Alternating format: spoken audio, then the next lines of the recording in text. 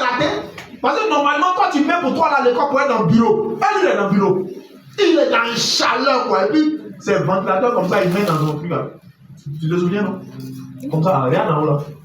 Et puis, ça souffle boum, boum, boum. Et puis, tout ce qui descend, c'est chaleur. Et puis, il est dedans, poussière. Et puis, il est dedans. Maintenant, tu as envoyé ta grosse télé, tu as acheté chez elle là. Tu as confiance maintenant. Je envoie ça chez lui. Alors que c'est le fil là qui est tordu. Quand tu es en train de débrancher, tu as mal fait et puis c'est contrôlé. Donc le courant ne passe plus. Et puis il regarde ça. Et puis il t'appelle pour te dire c'est la carte mère. C'est ce qu'on appelle carte mère. La carte mère là, c'est ce qui fait fonctionner la télé même. La plaquette même là. Si la plaquette là n'est pas là, il n'y a pas de télé. Et puis il te dit non, c'est la carte mère qui est gâtée. Maintenant si tu es trop curieux là, tu viens dans son magasin là donc pour voir c'est pas 4 mètres. Il ouvre télé là, il ouvre ça, et puis il enlève le capot là. Et puis là, c'est un truc là, c'est l'appareil là, pour tester là. Quand ça fait coin, est-ce que tu sais pourquoi ça fait coin? Tu sais pas. Donc il fait là, il fait ça fait coin. Et dit, tu vois non, c'est là le mal là. Quand ça fait coin, c'est dit que ça fonctionne. Et puis toi, tu as dit, ouais. Donc on fait quoi? Il dit non, c'est la carte mais j'ai dit, il y a un de mes gars là, il a frappé là-bas, il peut gérer ça tout de suite comme si tu es prêt. Il dit bon, ça fait combien? Ta télé n'a rien. Alléluia. Tu vois comment tu te fais du mal là? Ta télé là n'a rien. Alors que les enfants d'aujourd'hui là, c'est les enfants 4G. Toi-même, pourtant, tu as acheté cher pour que tu sois à la page là.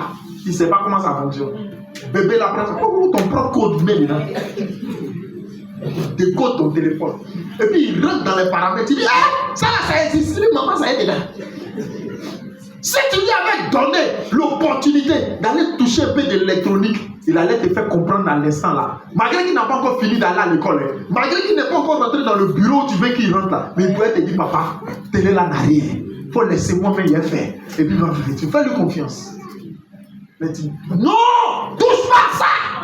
Le bureau, tu dois être dans le bureau. Ceux qui sont dans le bureau là, tu sais qui les fait? C'est ceux qui sont sur la route là. C'est ceux qui sont sur la route là, qui font ceux qui sont dans le bureau. Je te prends un exemple pratique. Tu vois les microfinances, les banques là. On va sur les tables des gens, des femmes là. Non, il faut épargner et puis on te donne crédit. On te donne crédit 1 million. Et puis tu vas développer ton commerce. Tu vas voir. Ils viennent chercher combien avec toi? 1000 francs, 1000 francs, 1000 francs, 1000 francs. Tu signes 4, 1000 francs, 1000 francs. Au bout de 6 mois, tes 1000 francs là, ça déjà donné un bon montant. Oh, pendant que tu as fait le premier mois, deuxième mois, troisième mois, là, tes 1000 francs, tu as donné là, ils ont pris pour aller faire une activité qui leur a donné beaucoup d'argent.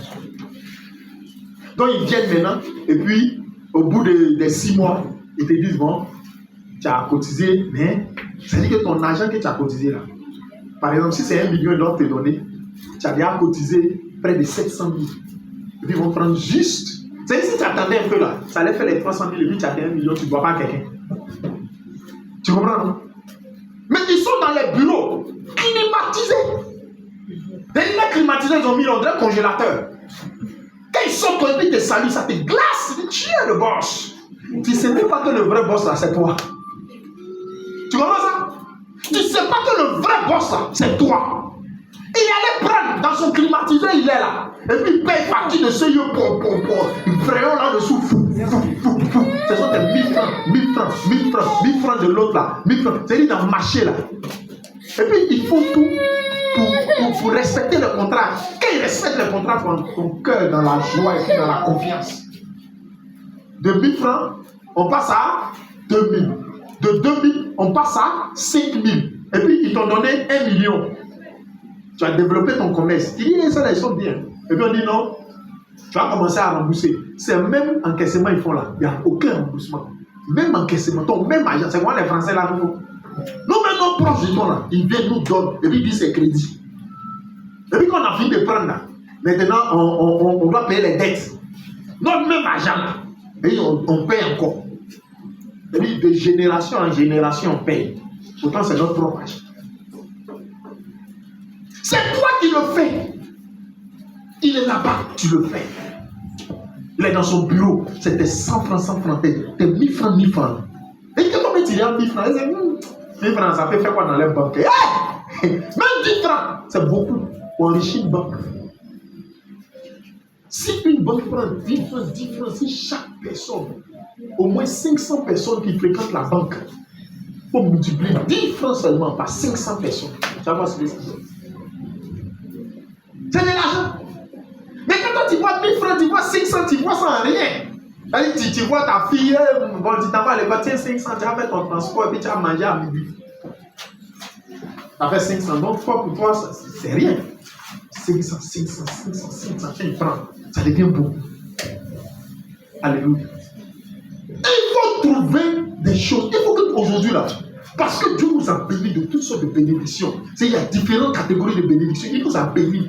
Donc, il ne faut pas te concentrer sur un seul élément. Il y a beaucoup encore en toi là, qui peuvent produire des choses qui vont te faire du bien. Amen. Hein? Vous savez pourquoi il y a des manguiers? C'est parce que dans la mangue là, il y a un noyau. Amen. Le noyau qui est dans la mangue là, c'est ça qui va produire le prochain manguier. En toi là, il a mis des bénédictions qui sont là. Dès que tu manifestes cette bénédiction là, ça crée des choses pour toi. Et puis, allez, tu as l'argent. Dernier exemple, et puis je vous laisse. Vous avez vu les footballeurs à des grâches. Alléluia. Il faut bien dire. Est-ce que quand son papa le mettait à l'école, c'était pour lui taper le ballon? Allez, taper. C'est là que vous faites ça? Jamais. Quand il a grandi là, sa passion a commencé à se tourner vers le ballon. Mais si l'enfant n'avait pas accepté sa vocation, les manies allaient faire du mal. La Marie était dans mon corps. 70e minute. C'est le 89e minute. Le match était bien fini. À des grèches.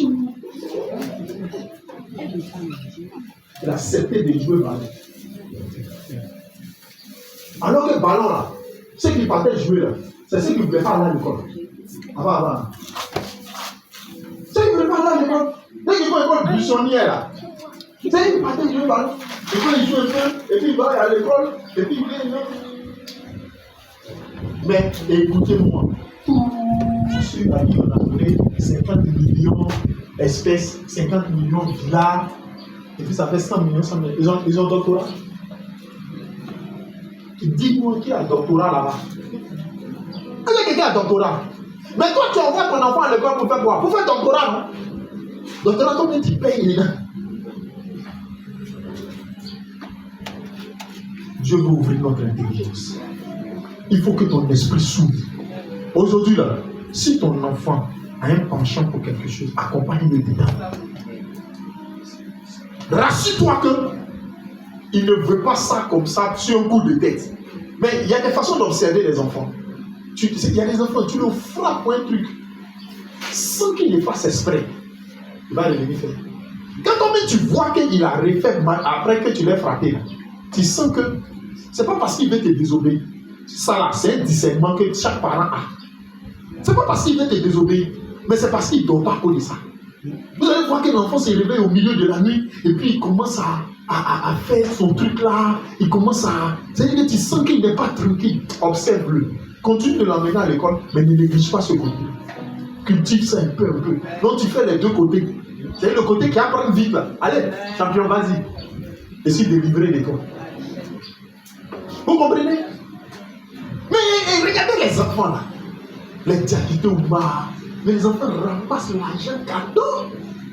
Quel cadeau? Et les baramans là, est-ce qu'ils sont plus sportifs que les joueurs? Et les joueurs sont plus sportifs que les baramans. Et le gars là, dès qu'on dit 4 heures, il commence à courir. Et quand on dit 22h, 23h, avant de s'arrêter de courir. C'est vrai, mais c'est vrai. Qui est plus athlète que le baraman? Et lui-même il court, et puis il glisse. Tellement il est prêt, tellement le barman est rodé. Il dit à son chauffeur, il va là. Il dit, ouais, allons-y. Et puis il est ici, tellement il est prêt. Lui, il fait concurrence à une voiture. Il dit, le bacamane aussi, si le chauffeur là, il ne roule pas doucement. Mais il faut quoi. Il est sur la portière. Il est rapide. Et les joueurs là, le terrain d'un poteau à un autre, ça fait combien de mètres? C'est dans le même coin là, il est. Et puis il tourne. Il tourne. Dès qu'il finit, on dit qu'il a 40 millions d'euros. Et si on met vraiment si terrible, on dit non, il n'y a pas de technique, il faut courir seulement. Oh! Il va laisser portière! Vous comprenez ça? Toute la journée, j'ai dit, méditez sur ce travail de Bakaman. De 4 heures du matin, il va courir comme ça.